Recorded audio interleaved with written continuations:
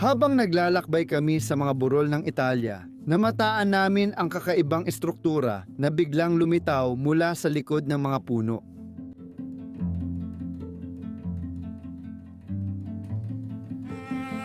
Kakaiba ang arkitektura ng gusaling ito sa Italya. Tinatawag itong Hapones na villa at ang kasaysayan nito ay nagpapakita ng natatangi nitong pagkakakilanlan. Pinangalanan ito ng mga naunang manlalakbay at nakakagulat na bagay ito sa lugar.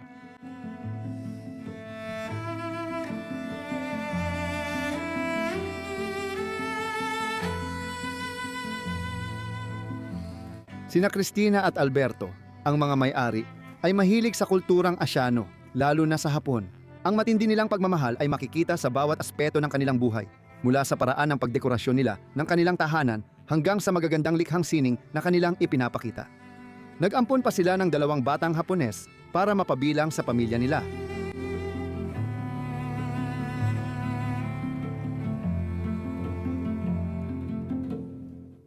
Kumakalat ang tsismis tungkol sa lugar na ito, kabilang ang balitang yumaman si Alberto dahil sa mga transaksyon niya sa Hapon, kahit minsan labag sa batas.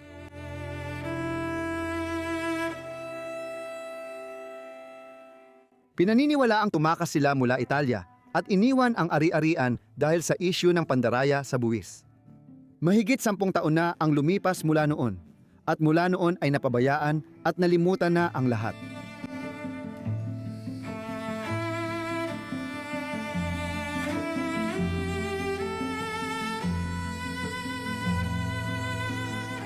Kung buhay pa sina Cristina at Alberto, siguro mga 60 taon na sila at ang kanilang mga anak ay nasa huling 30 o unang 40 taon na.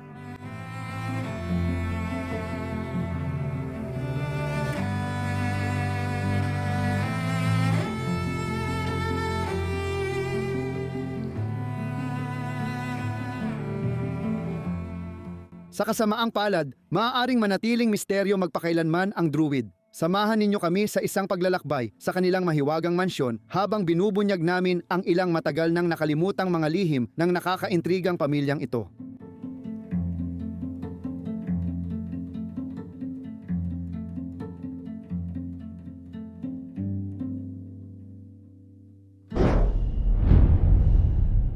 Sa bawat paglalakbay ko, iba-iba ang aking pamumuhay at araw. Kaya mahirap magpanatili ng regular na schedule ng pag-ehersisyo. Walang regular na schedule o ehersisyo, maaari kang makaramdam ng pagkatamlay. Ngayong linggo, nakipag-partner tayo sa Co-Pilot Fitness para baguhin ito. Ang Co-Pilot Fitness ay nagbibigay ng personal trainer na tutulong sa paggawa at pagpapanatili ng tamang schedule ng ehersisyo para sa iyo. Siya ang mananagot at magbibigay ng feedback kung kailangan. Pumupunta ka pa ba sa gym? Dati akong pumupunta. Pero dahil sa schedule ng biyahe ko, hindi na ako makapunta ngayon. Bagay sa iyo ang co-pilot dahil madalas kang maglakbay at hindi regular ang schedule mo. Tama ba? Mas okay sigurong mag-bodyweight workout ka na lang na walang gamit. Tama? Yan din ang magiging base mo at madalas mong magagawa. Kaya ang coach ko, si ISAI, ay binigyan ako ng sarili kong workout routine. At gagawin ko na ito ngayon, dito, sa gitna ng gubat. Sa gitna ng kung saan. Sige, unang araw ng exercise schedule ay magsisimula sa ilang minutong bodyweight exercises. Handa na si Leslie harapin ang araw na puno ng enerhiya at malinaw ang isipan. Huling exercise ko na ito at tapos na ang unang araw ng ehersisyo ko. Sa weekend, nag-workout ako sa Linwood Hall gamit bodyweight exercises ng ilang minuto. Kakatapos lang naming mag-shoot dito. Pero ngayon mag-eehersisyo ako sa Grand Hallway ng Linwood Hall. Tara! Araw-araw, kahit saan magpunta si Leslie mula hotel hanggang gubat, tuloy ang kanyang workout kahit abala sa biyahe. Kakatapos ko lang mag-workout at ang saya ko. Isang linggo ko nang gamit ang co-pilot at napansin kong gumanda hindi lang pisikal kundi pati mental health ko. Si ISAI ang personal coach ko. Tumutulong sa akin maging responsable at mahusay siya. Masaya kasi hindi ka limitado sa isang lugar. Lagi siyang available sa phone mo. Pwede mong tanungin at nagbibigay ng feedback sa lahat ng ginagawa mo. Kung gusto mo ng coach na gagawa ng workout schedule, tutulong maging responsable at magbibigay ng feedback. Sulit talaga. I-click ang link sa description para i-download ang Co-Pilot Fitness. May libreng araw ka. simulan ang paglalakbay para sa mas mabuting sarili. Maraming salamat Co-Pilot Fitness sa pag-sponsor ng video na ito. Ang galing mo. Tara magdagdag tayo ng isang epic na pag-explore ngayon. Welcome back sa Bros of Decay. Ako si Leslie at si Ginong Danny ang nasa likod ng kamera. Hello sa lahat. Danny lang, hindi Ginong Stani. Danny lang at ngayon Danny, saan ba tayo naroroon? Pakiusap, Ngayon, nandito tayo sa Italia. Italia. At unang beses mo pa lang dito. Oo. Unang beses ni Danny sa Italia para mag-recording kasama kami at mag-film ng mga kakaibang abandonadong lugar na di pa nakikita dito. At makikita mo na agad, nakatayo kami sa isang bakurang na paligiran ng mga damo. Ibig sabihin, mag-film kami ng isang talagang epic na bagay. Iyan ay isang malaking mansyon sa likod. Oh, Handa ka na ba bro? Ako handa na. excited ako. Handa ka na bang makita ito? Nakikita ko na agad na may maganda silang hardin. Oo, Likod ng bakuran. likod ako. Ito ang likod bakuran. Oh, Talagang dinisenyo nila ito sa lahat ng lugar. Parang dati may mga daanan o meron pa ring mga daanan sa lahat ng sulok na umiikot sa hardin na ito. Pero lahat ay tinubuan na, kaya kailangan naming pilit dumaan dito. Saludo kay Danny na ginagawa ito habang may kamera. Sanay na dito. Oo, panoorin mo. Makikita mo pa nga ang mga estatwa nila kahit saan dito sa hardin na ito. Lahat ay inayos sa estilong Italyano. oo nga. Heto na tayo sa likurang bahagi ng bahay. Isang napakalaking mansyon, mga kaibigan. Ipakikita ko muna sa inyo ang bahagi ng lugar bago tayo pumasok. Pwede ko bang ipakita muna itong side na ito bago ka pumunta doon? Grabe, wow. Tingnan mo ito. Isa na namang estatwa. O pool ba ito o ano? Mukhang maliit na fountain ito. O baka jacuzzi pa nga, grabe. Ang astig ng estatwa doon. Sige, subukan nating pumunta doon. Parang mahirap, oo. Tingin ko mahirap ito.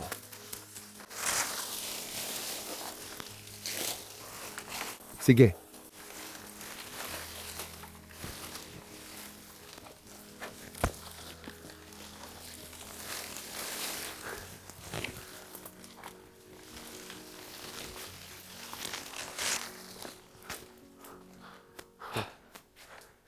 Grabe. Ang galing nito. This is... Gusto mo bang may ganitong hardin? Alam mo kung ano ang nararamdaman ko? Hindi. Pupunta ako sa Sintra. Oo naman. Ang mga daanan sa Sintra. Ang palasyo ay nasa Portugal. Oo, tama yon. Sa tingin ko kung bababa tayo sa hagdang ito, makikita natin ang gilid ng bahay. Matagal nang hindi nagamit ito at 10 taon pa lang inabandona ang bahay na ito. Wow!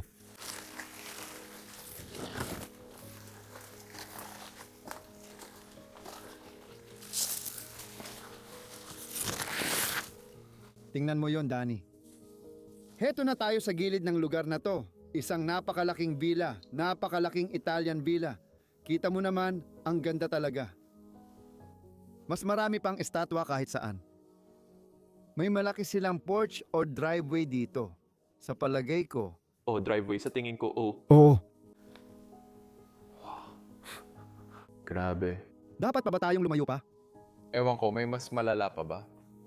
Parang may nakita ako, di ako sure. Tara na. May balon at mas maraming estatwa doon.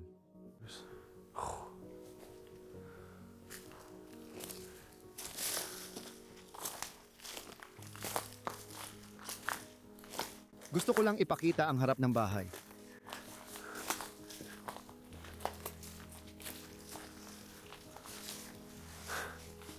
Tingnan mo sa pagitan. Isa pa ito. Lahat ay itong malaking lugar na ipapakita namin ngayon. Tara, papasukin ka namin sa loob. Ipapakita namin sa iyo ang isang mahiwagang bagay. Isara natin ito ng maingat. Sige? Pagkatapos, pwede na tayong pumasok dito sa bahay at agad mapunta sa isang interesanteng kwarto. Ito, ano ba talaga ito? Sa tingin ko parang bar ito. Oo nga, parang bar area, mga ganun. nakikita ko na maraming bote ng alak na nakatayo dito. Parang may ganito sa Nusa. Di ko pa narinig yung beer dati. Tingnan mo yung malaking bote doon, Danny. Grabe. Parang 3 litro yon. Hindi, 5. Sa tingin mo, grabe. Walang palatandaan ng kahit ano doon. Mukhang malaki ito. Ang laki ng bote na yan, pati mga baso at iba pang bagay ay nasa likod mo pa rin. Oo, sigurado talagang nakakainip. Wow. Sa labas, di mo mahahalata, pero sa loob, kita agad ang sira at bulok ng lugar na ito. Gusto ko rin talaga itong kanto dito, Danny. Parang lugar ito para umupo, pero may pintura doon, sa gitna ng mesa.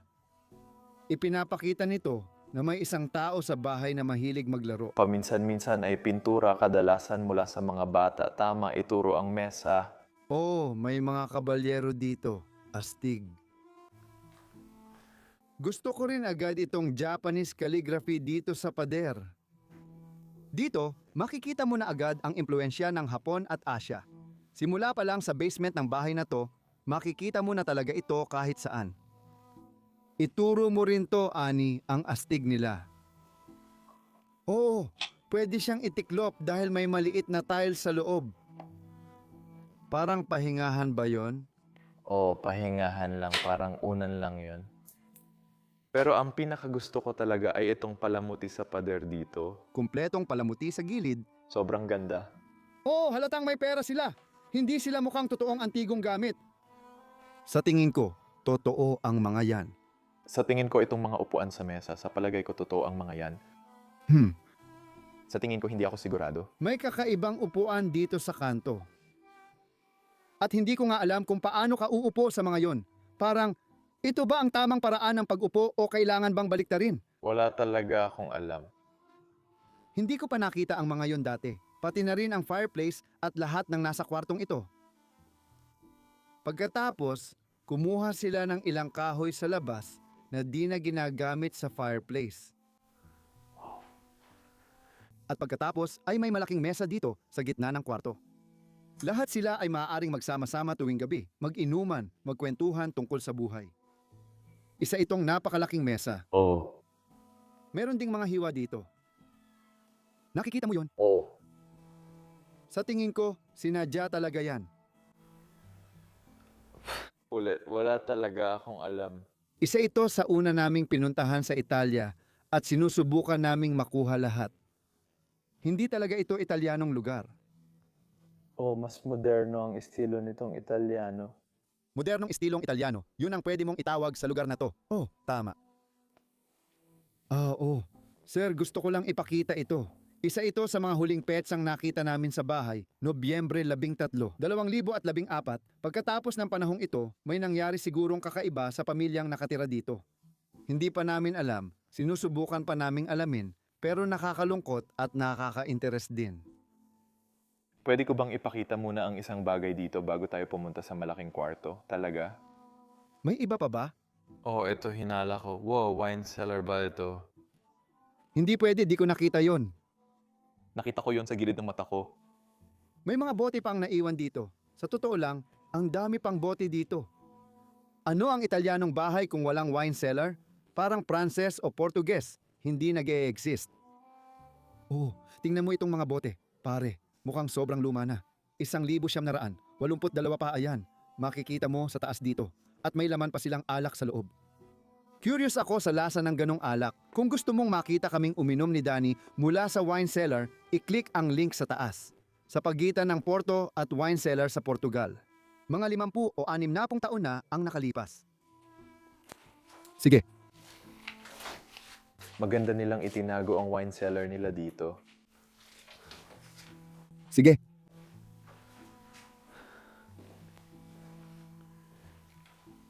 Napaka-unique ng basement na ito, lalo na sa stained glass doon.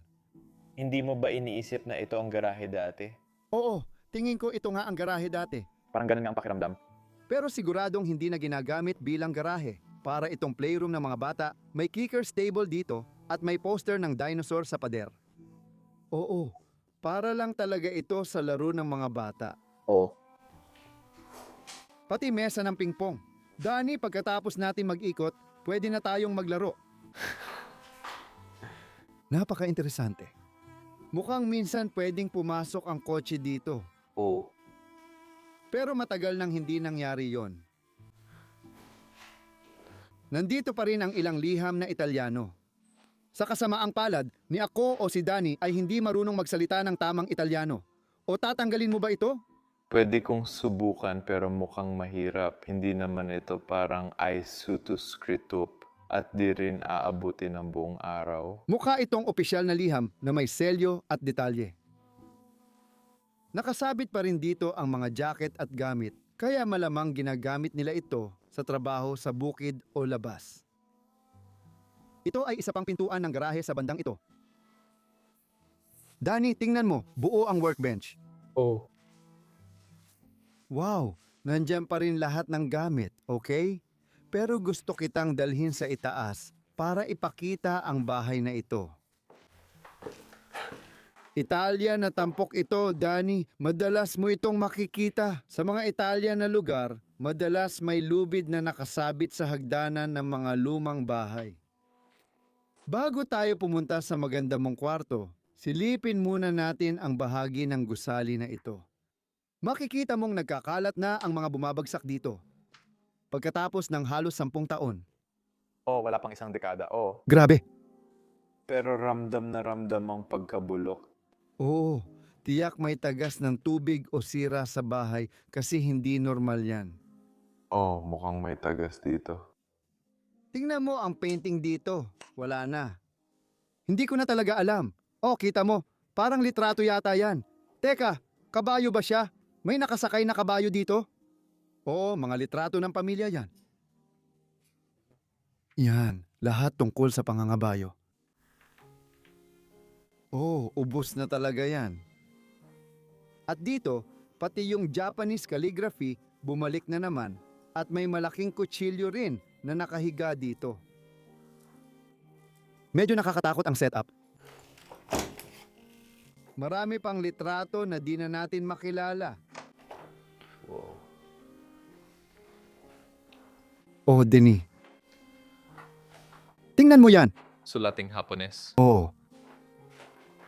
Mahilig sila sa Japan at mahal nila ang Asia, lalo na ang Japan. Maraming negosyo rin ang nangyayari sa pagitan ng Japan at may mga liham na ipinadala sa pamilya mula sa Japan. Papasok tayo sa kusina dito. Magulo nga tulad ng sabi mo. Oo nga. Talagang nagulo na lahat. Hindi ko alam ang nangyari dito, pero maraming sulat pa rin sa mesa at ito ang pinaka-interesante sa amin. Ito ay ipinadala mula sa Shibuya, Tokyo, Japan para sa pamilyang ito. Hindi ko alam kung sino ang nagpadala nito, pero oo, para ito sa may-ari ng pamilyang ito. Mukhang may isang tao mula Japan na sumulat sa kanila ng ilang liham.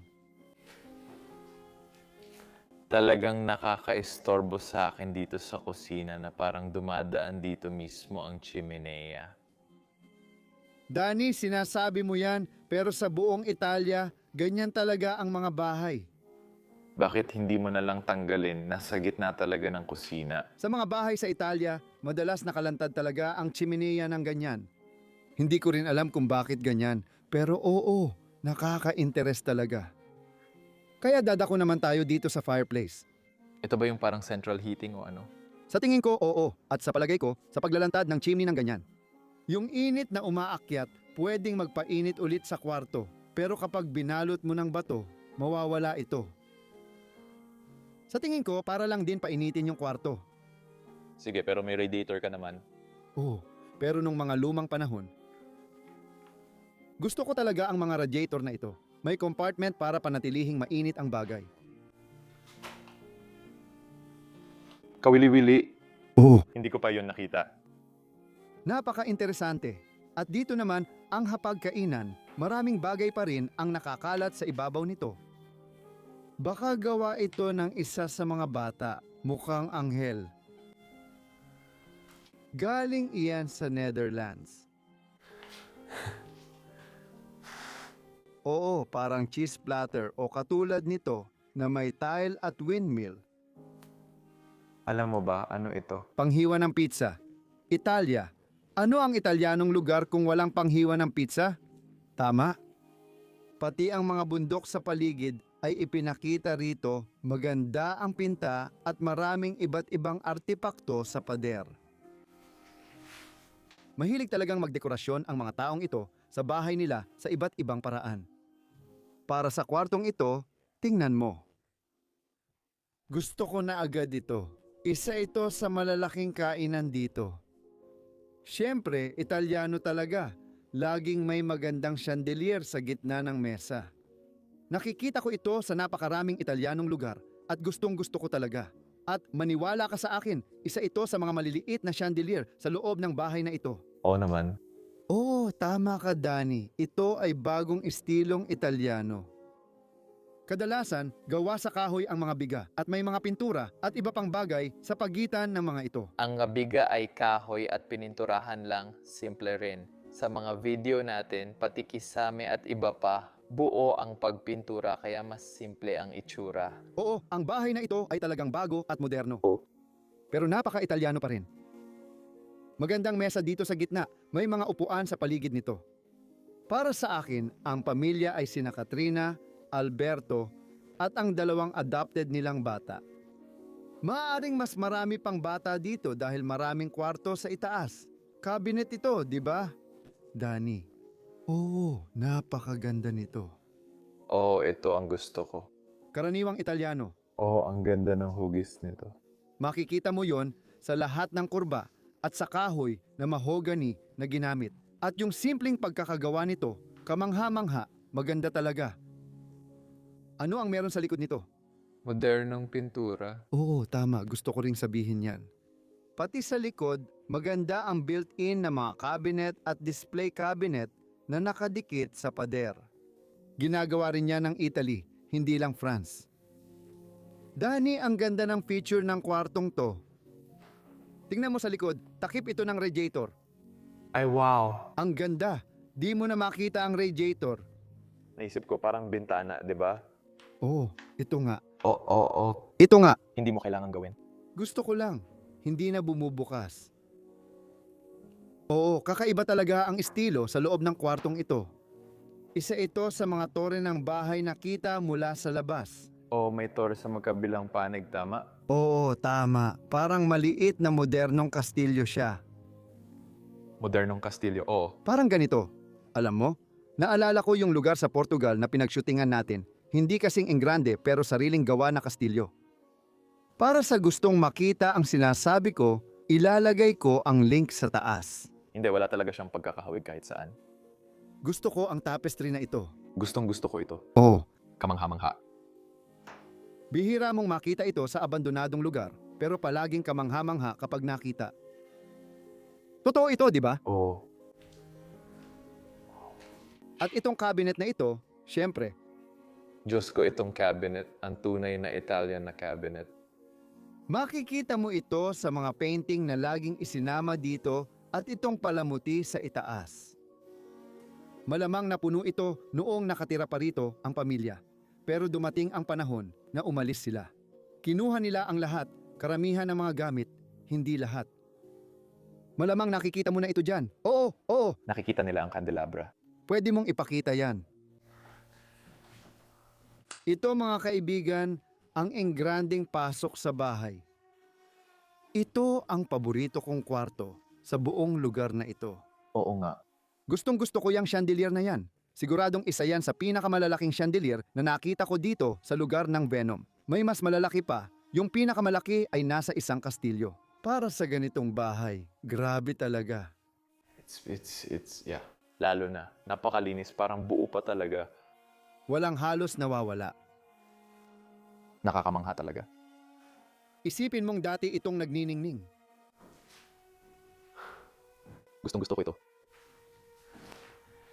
Pwede bang ako muna ang magturo ng hagdan? Halimbawa, isipin mo na bumukas ang mga pinto, papasok ka at makikita mo agad ang magandang chandelier, tapos andyan sa likod mo ang hagdan. Oo, pagkatapos ay aakyat ka na sa hagdan papunta sa mga kwarto. Maganda pa rin ang bahay na ito, pero kailangan ng iligtas. Ipakita muna natin ito dito sa side na to, ANNIE. Sige. May dalawang radiator na maayos na nakatago sa magkabilang gilid ng kwarto at marble na ibabaw. Pwede kang mag-display ng gamit sa ibabaw nito. Halimbawa, sa tingin ko, ito ay isang sumo na kasuotan. Kung hindi ako nagkakamali, may plato mula noong 77 na nakasabit doon sa pader. Pader! Dito rin, may isa pa tayong magandang cabinet. Napakalinis din ito.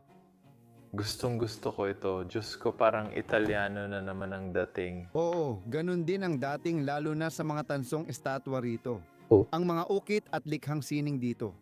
Sa palagay ko, literal itong inukit at nilagyan ng mga piraso sa loob. Oo. Hindi ko alam paano nila ginagawa yon. Tingnan mo yan, may sulat na Hapones.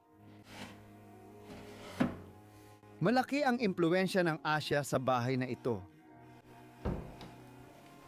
At pagkatapos, pwede nating tingnan dito sa kabila. Oh, may nakita ako at kailangan gawin to. Tinutukoy mo yung pato, di ba? Oo. Oh, pato ang tinutukoy ko. Ang weird, may taxidermy na pato dito. Una ba natin nakita ang taxidermy na pato? Hindi ako sigurado. Hindi ko alam. Ang dami na nating nakitang taxidermy kaya di ako sigurado. Wow! Sobrang kakaiba niya, parang nawala lahat ng balahibo niya sa ulo.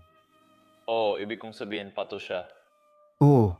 At lahat ng mga halaman ay nakatayo dito, pati na rin yung kahoy na piraso doon sa kanto.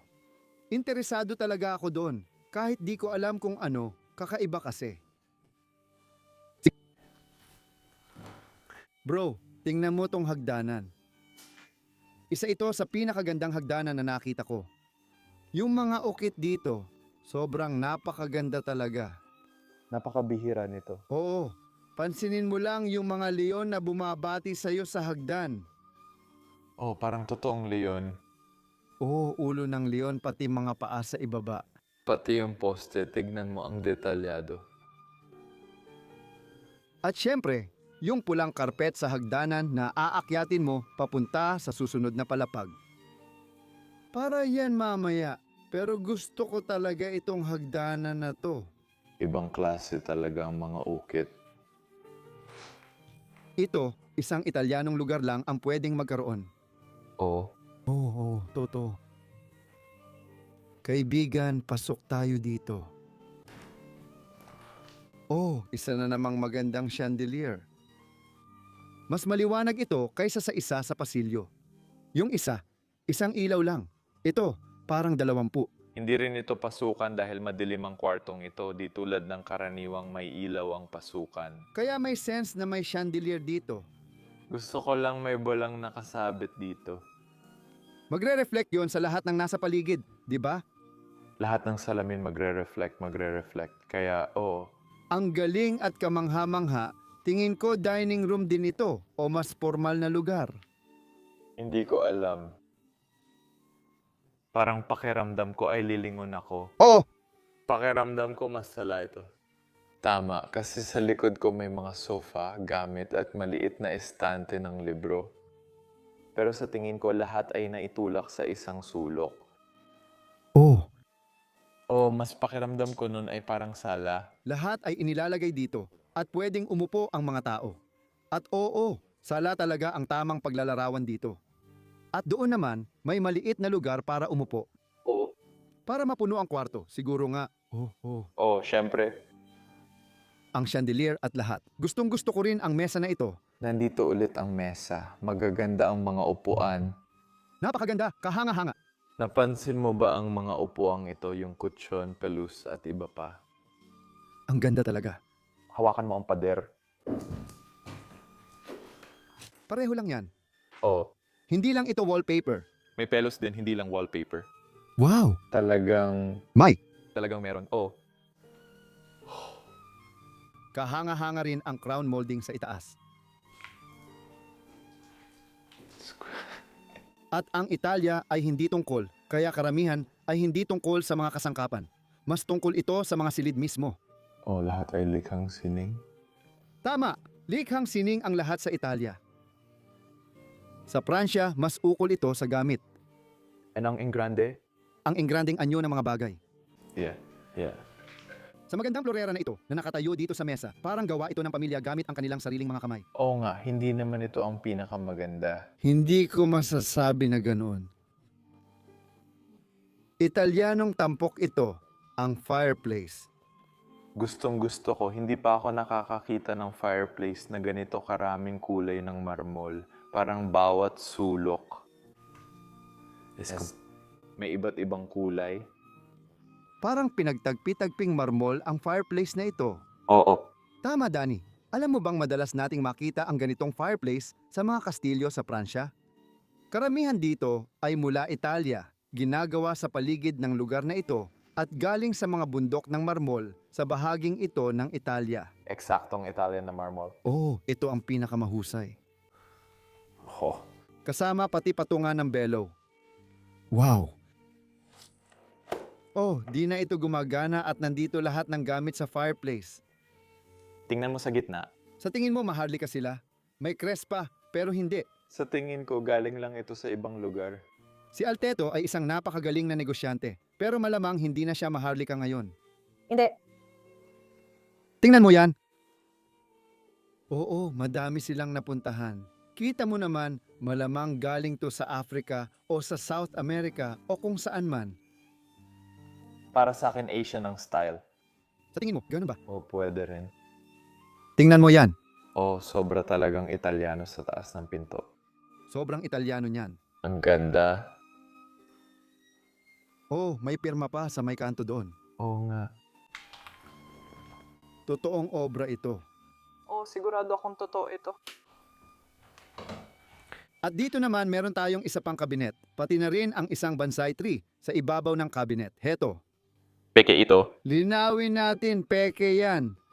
Pero nakakatuwa, may family picture din sina Cristina, Alberto at ang dalawa nilang anak sa gilid. Heto, kita mo talaga na ampon ang mga bata. Makikita mo ang bahay at ang pader na ito. Oo, yan ang labas. At ang litratong ito ay mula pa noong 880 gaya ng nakikita mo. Sa tingin ko, hindi pa sila ganun katanda ngayon. Siguro nasa 60. Mukha silang 30 dito. Oo, hindi ko alam. At posible pang buhay pa sila sa ngayon. Tama. May isa pang magandang tapiserya sa likod nito. Gusto mo bang ipakita ang cabinet, Danny? Gusto kong ipakita ang cabinet. Tingnan mo ang ganda nito. Isang napakagandang antigong piraso. At sa gitna, may painting ulit tulad dati. Wow! Sige, ipakita mo ulit. Kailangan talagang ipakita. Siyempre.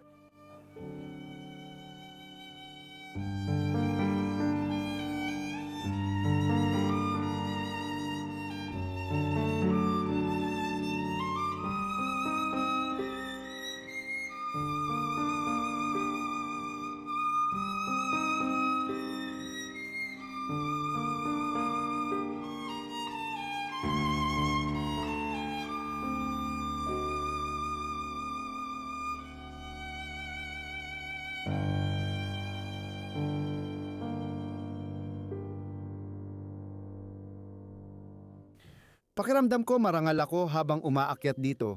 Tingnan mo ang karpet at mga dumadaan sa mga leon. Danny, ang ganda ng pasukan sa bahay na ito. Tapos aakyat pa sa gitnang palapag. Hindi pa ito ang susunod na palapag dahil may maliit na plataporma sa gitna. Isang plataforma. Oh. Parang isang antas para sa'yo. Oo, pati piano at lahat dito. Ngayon ko lang nakita. Kakaiba talaga. Oo. Kailangan mong mag-ingat ng kaunti. Ang mga pirasong nakikita mong nakakalat dito sa sahig ay galing talaga doon sa itaas at unti-unti silang nagkakahiwa-hiwalay at nahuhulog mula roon. Nakakalungkot talaga yon. Oo, siguradong napakaraming kasanayan at pagsisikap ang ginugol para magawa yan. Sobrang ganda nito. Oo. Lahat yan ay totoo at gawa sa kamay. Ibig kong sabihin, syempre, totoo yan. Napansin mo rin ba tong stained glass sa likod? Oo. Oo. Oh, sinabi mo na sa akin tungkol sa mga piraso dito sa gitna, di ba? Oh, mga sirang piraso lang talaga sila, di ba? Hindi ito sirang piraso kundi bahagi ng salamin na madalas hindi binibili. Oh, Kung puputulin mo ang dulo ng baso ng alak, tama, oh. Wala namang bibili niyan. kung gawing sining at ilagay ng ganyan, syempre maganda ang itsura. Maganda talaga ito at parang meron sila nito kahit saan. Oh. At sa gitna, may malaking D-gate na piano. Oh, bulok na. Sa tingin ko, wala nang gumaganang key. Gumagana pala. May isa pang key na tumutunog pa rin. May larawan ng mga kabayo sa likod. Napakaganda ng tampok na ito sa bahay dito. Oh, bawat sulok. Tulad ng gitnang bahagi na ito, astig talaga. Astig talaga. At pagkatapos, meron kang buong balkonahe na dumadaan sa ibabaw dito. Kapag umakyat ka sa mga itaas na palapag, pwede kang maglakad-lakad papunta sa bawat kwarto dito sa lugar na ito. Gusto ko to, parang yung pasilyo ay isang balkonahe. Yung pasilyo ay isang balkonahe. Oh, Ang astig at ang gaganda ng mga painting o larawang nakasabit sa pader. Oo, lumapit ka. oh, meron pa sila. Hindi gargoyle pero parang ganun. Oh, kita mo, di ko napansin sa parehong sulok. Mga sulok? Ang galing nun. Oh, parang gar na sulok. Oh. Oh, parang gothic. Tingnan mo muna itong side na to. Oo. May ilang maliit na kwarto sila. Baka pwede mo munang ipakita. Napaka-Italianong kwarto. Wow, napaka-Italiano talaga. Oo. Dinala nila ang lumang estilo mula sa mga palasyo at kastilyo sa Italia papunta sa mga bagong gusali dito. Wow, may magandang chandelier dito na nakasabit. Oh, kakaiba. Mukhang kwarto ng mga babae, gaya ng nakikita mo. May mga damit, pambabaeng damit. Mga damit ng babae na nakasabit dyan. At itong kama, oh, Oh, ang daming kurba. Ang ganda ng sandalan. Pati yung damit, nandito pa rin sa kama. parang isang dolyar lang to.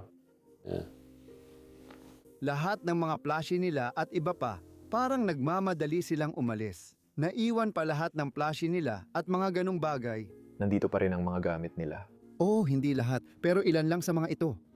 Kita mo si Danny pati siya. Oh, Tingnan mo, mantikilyang may Japanese na sulat. oh. Kawili-wili, may taong nakasakay sa kabayo, maaaring siya ang batang babae sa kwartong ito. May petsa ba sa likod? Wala. Oo, hindi naman ganun karami gaya ng nakikita mo, pero may ilang bagay pa rin dito sa kwartong ito. May bagay sa dulo ng pasilyo, pero di ko maalala. Para sa akin, kwarto lang yun. Tingnan ko lang. Ah, banyo pala ito. Yan ang kwarto. Oh, kakaiba ang estilo. Oh. Oh, Sobrang amag na. Ang dukot at nangangaliskis na pintura. oh, ito nga. Maganda ang kwartong ito. Napakaganda ng kwartong ito. Nandito si Chanel, nakabitin na naman. Habang tumataas tayo, paliit sila ng paliit. Pero magaganda pa rin. Oh, syempre.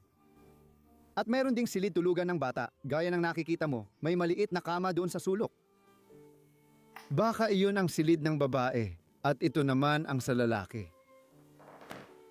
Mayroon pang telepono sa kwartong iyon. Oh, yan ang tinitingnan ko.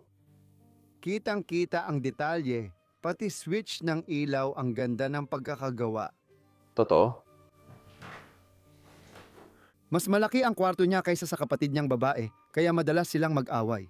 Mas maliit din ang kwarto ko kaysa sa kuya ko. Nakaka-relate ka ba? Oo, relate ako. Tingnan mo yung sulok sa tore. Parang may telebisyon at dalawang upuan sa tabi. Telefonken, telebisyon ng Alemanya. Oo nga, gusto ko na nakaayos siya sa sulok doon. Oh. Ang mesa ng accounting, salamin sa itaas, at ilang laruan niya na nandito pa. Kita mo, nandito pa rin ang racetrack at lahat ng iba pa. At isang drawer. Ano to sa ibabaw? Espesyal ba? Libro ba o ano? Ay, natumba ko yung isa. Hindi ko alam kung ano to. Wala akong ideya. Mukhang parang isang uri ng display ito. Totoo ba to? Hindi ko alam. Wala akong ideya. Kawili-wili. Sige, saang side tayo pupunta? Balik tayo sa Go. Balik tayo sa hallway. Sa hallway. Oh. Oo, para sa akin, ang hallway ang pinaka natatangi sa itaas na palapag, kaya dapat natin itong ipakita. May isa pang kwarto dito na may ilang upuan. Dati siguro maganda ito, pero napabayaan na ngayon. Ang talagang gusto ko dito, tulad ng karamihan sa mga kwarto sa bahay na ito, ay ang channeler. Maganda ito. Oo, Sa tingin ko, ito ang boudoir. ang boudoir. Oo, ang silid-bihisan. Ang silid-bihisan, oo. Oo. O isang silid pamparelax. Hindi ko alam. May ilang upuan dito, pwede rin itong multi-purpose. Dito siguro natulog ang mga magulang ng bahay. Ito ang pinakamalaking kwarto. Dalawang magandang Italianong kama na may disenyo, makikita mo rito. Siyempre, bukod sa maraming metal na disenyo, may mga painting din sa gitna, paanan at headrest. Kilala talaga ang mga Italianong kama dahil dyan. Napakasimple lang ng mga ito. Masasabi kong nakakita na ako ng mas magagarbong mga kama. Pero magaganda pa rin sila kahit papaano. Ganun pa rin sila. Eksakto. Oh, Danny, may hagdang nakahiga sa tabi ng kama. Galing siguro sa bata yon, Kiore. Mabasa mo ba ang pangalan? Kior Kari. May nakasulat na parang papa na para sa tatay. Oh, Oo, kaya mo yan. Taon dito ay 187 isang taon bago kunan ang litrato na nakita natin sa kainan. May liham pa para sa ama sa likod. Parang bati ng maligayang kaarawan. Tama ba? walang magandang taon. Parang kapag ikaw... Oh, liham para sa bagong taon. Oh, parang ganun. Oh, grabe. Bueno, ano? Oo, parang bagong taon. Maganda ang kwarto rito, pero may astig ding kanto sa kabila. May mga kakaibang upuan, gaya ng nakikita mo. Ito ang paborito kong mga upuan sa bahay. Oo. Siguradong Siyempre, itong mga upuan. Ang nagpapaka-espesyal talaga sa kanila ay yung piraso sa sulok doon, yung ginawang piraso. At napaka-komportable nila. sobrang komportable talaga sila. May mga upuan kapag inupuan mo, para kang aantukin agad. Oo.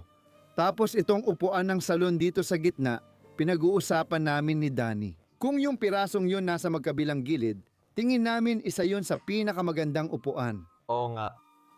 Kamangha-mangha. At pati na rin itong mga berdeng upuang parang pilus sa gilid na ito na pinagsama sa makulay na wallpaper na may bulaklak sa likod nito. May kailangan pa ba tayong ipakita dito? Oh. Siyempre. Huwag mo itong laktawan pakiusap.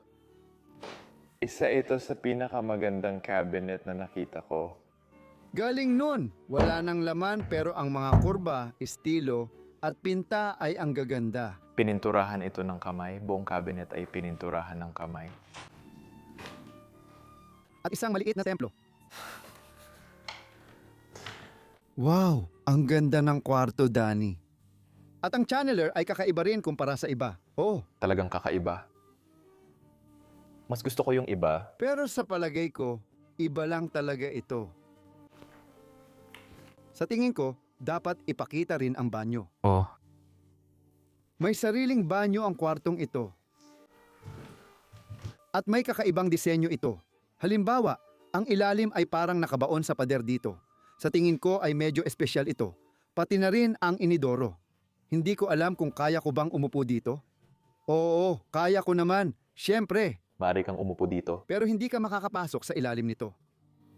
Kahit lahat ng kanilang mga sipilyo at lahat ng gamit nila ay naiwan pa rin dito. Medyo kakaiba. Pero ang pinaka natatanging tampok ng banyo na ito ay tiyak na itong tore dito. Ito mga kaibigan, ang shower dito sa banyo. Hindi talaga ako sigurado. Ang hawakan dito, Oo. At ang ulo ng shower dito. At meron silang mga bintana kung saan pwede mong makita ang labas habang naliligo ka. Maiisip mo ba yon? Ang astig nun, di ba? Oo, gusto ko yon sa bahay. Kung bibili tayo ng Kastilyo, Dani, gagawin kong shower ang tore. Oh, astig talaga ito, kakaiba. Gustong gusto ko ang bahay na ito. Bago, maganda, kakaiba, at maraming kwento. Totoo. Kakaiba talaga siya sa sarili niyang paraan. Kailangan mong magpakitang gilas. Tara na! Ang nakakaintriga sa akin tungkol sa hagdang ito ay itong mga nakasabit na larawan sa pader. Hindi nga sila mga painting, mas mukha silang mga litrato. Oh, ito ang daan papunta sa pinakamataas na palapag dito. Pero muli, isang upuan at palaruan, kadalasan para sa mga bata. Nandito pa rin lahat ng plushie at gamit. Oh, medyo nakakatakot sila. Oh, Pero napansin mo ba ang Pink Panther? Oh, Pink Panther. Mahal ko si Pink Panther. Iniisip ko pa nga na Italianong cartoon yun. Hindi. Oh, oh. Sa tingin ko, hindi ako sigurado. Oo, tama. Ako, tama. Oo, pati kotse ng pulis ng American New York Highway Patrol ay nandito. Mas mukhang Texas pa kaysa dito. Pero sige, At ayan na, natanggal na ang ulo. literal kong tinanggal ang ulo nito. Aayusin natin yan mamaya, okay? Nandito na tayo sa pinakamataas na palapag. May ilang kwarto pa dito sa itaas. At tingin ko pwede mong ipakita yung nasa kanto. Sa tingin ko, hindi naman magagamit ang mga kwartong ito. Parang guest bedroom lang. Oh, malamang. Oo, pwedeng matulog dito ang mga bisita. Ang mga kama dito ay maayos pa ring nakaayos. May painting na nakasabit sa dingding. Napakasimpleng kwarto. Dani, alam mo ba pakiramdam ko sa mga kwartong ito? Para silang walang nakatira. Oh. Wala talagang personal na dating o pakiramdam. Oh. Pero ang nakaka-interes talaga dito sa itaas ay itong silid na ito. Parang si Alberto ito. Dito sa opisina niya ginagawa ang negosyo at tinatanggap ang lahat ng kliyente. Sa ibabaw ng mga upuan niya at lahat, ang upuan niya kung saan siya umuupo sa mga upuan. Sa bahaging ito, nandito pa rin ang lahat. Hindi ko maintindihan kung bakit sa taas ng bahay mo nilagay ang opisina mo. Nilagay ko ito sa ibabang palapag. Siguro para sa privacy at malayo sa pamilya. Hindi ako sigurado. Pero maraming dahilan. Medyo astig nga o... At gusto ko rin ng candelabra. Oo, syempre. Maganda talaga yan. Ang ganda ng maliliit na detalye at ng klase ng bulaklak. Kaya dito sa side na to, punong-puno talaga ng libro ang library, hindi tulad ng ibang kalahati lang ang laman. Minsan may nasasabi ako, oo. Lahat ng gamit niya, oh. Mukhang interesante ang librong ito. Para siguro ito sa katalogo niya, yung para umorder ng pyesa ng makina. Oh, baka negosyo niya yun. Hindi ako sigurado, di pa namin alam. Nakikita ko ang mga built-in na cabinet, hindi lang sa Pransya ito. Interesante. Oh. Ano yon? Sige, Medyo nakakatakot yon. Hello? ayos lang yan. Oh, Isara ang likod, paalam. ako. Ano ba? What? Oh, interesante. Kakaiba. Oh, mula sa mesa, pwede ka ring pumunta sa balkonahe. Moski, Salamat. sige, may isa pang upuan sa labas, sa loob ng tore na yon. Dalawang upuan na nakapaligid sa mesa. Maganda ang upuang ito lalo na tuwing taglamig dahil umiinit ang kwarto kapag tinatamaan ng araw. Komportable ka ba rito? Oo, maganda talaga na nagawa ko ito ng ganito. Parang pasukan ng bahay ang itsura dito sa harap, pati yung parol na nakasabit. Ito. At pagkatapos, dito sa dulo. Papasok ka sa isa pang kwarto. Sabi ko nga kanina, kwarto talaga ito para sa bisita. Kita mo naman. Oo, hindi pa nagagalaw ang mga ito. Ganun pa rin ang ayos nila mula noong iniwan ko sila. Pero ang hindi ko maintindihan, Denny, ay itong mga nasa itaas na palapag. Parang ang ayos pa rin nila, halos walang bulok. Pero sa ibaba, sobrang bulok na. Kaya iniisip ko, ano kayang nangyari? Oo. Totoo, hindi ko alam. Hindi ko alam. Oo. Mga Asian na likhang sining at gamit sa pader, iyon at iyon din ay Hapones. At dito naman, mayroon tayong Milano, Milan sa Italia. Wow! At mula doon, babalik ka sa pasilyo. At nandito ang kwarto na pwede rin nating ipakita. Napaka-modern ng lugar, parang hindi mo mararamdaman na nasa Italia ka. Alam mo kung ano ang nararamdaman ko kapag pumapasok ako sa kwartong ito? IKEA? Parang may nakatira pa rin dito. Hindi naman, pero ganun ang pakiramdam ko. Ang linis ng mga kama, ang linis ng lahat. Oo, maganda ring option ang IKEA. Ibig kong sabihin, oo, mura sa IKEA. Kasi kung hindi ko alam, hindi siya babagay sa ibang parte ng bahay. Alam mo yun? Gusto lang nilang ayusin agad ang kwarto para sa bisita. Oo, parang ganun, oo. Hindi talaga bagay para sa bisita. Pero interesante, talagang interesante. Pati telebisyon at lahat ng nasa sulok. Oo, luma na talaga. Wow, kailangan mo talagang tumayo at pumunta rito para palitan ang channel.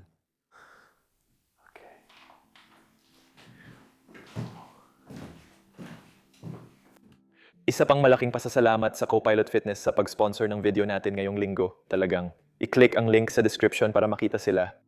Kakaiba ang lugar na ito, pati ang kwento, disenyo ng bahay, at dating mga nakatira rito. Nag-enjoy talaga ako dito. Iba siya sa mga dati nating na film sa Italia. Danny, anong masasabi mo?